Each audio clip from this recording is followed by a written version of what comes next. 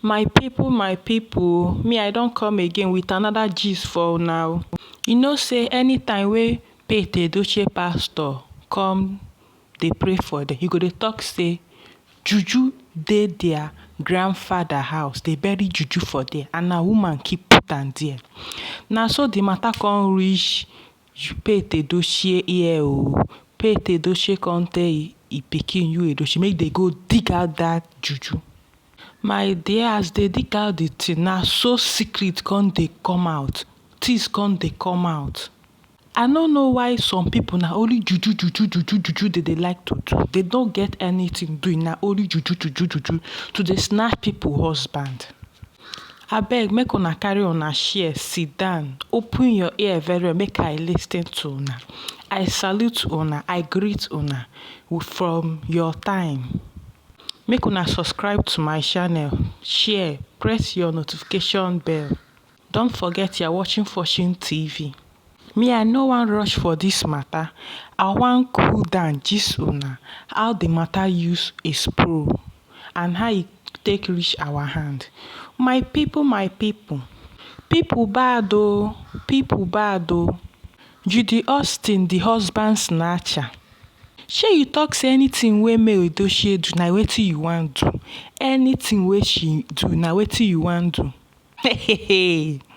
Things dey o.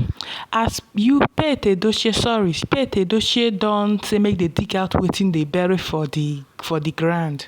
The pastor say all those flower wey dey for backyard, make una uproot am, things dey inside dem, make dey burn am, throw am away. The papa Pete Edochie come dey ask say wetin trigger dis woman to dey do all dis kind thing, to dey do all those evil juju, because anybody wey no support am, she go attack am. The pastor tell dem say make dey calm down, you know wetin you dey do.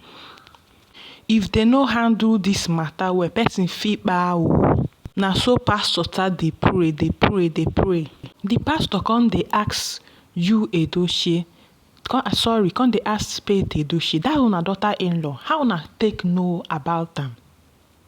Dey say make dey call am. The pastor come carry the juju, pray, destroy everything, burn am. Dis one come tire Yul Edochie, he come sit down. Judy Austin think say na small play o. Judy Austin come tell Yul Edochie, shey wetin be that thing wey you tell your papa? You know say I no know say you tell your papa something. Wetin be that thing wey una uproot for una backyard? Shey as una uproot and burn am, una know another one? As una know this one, una know another one? You know say Yul never cut him papa call, he still dey for call, come dey hear wetin Judy Austin dey tell am. And Judy Austin no know say the phone dey for speaker and Pete Edochie dem people come dey hear dem dey argue. Judy Austin come talk say the charm wey dey your father compound, you know where e dey? Judy Austin come talk say the juju wey dey im papa house strong pass the one wey dey im grandpapa house. Na anytime wey she want, she go comot am. Yul Edochie come tell am say you are a liar.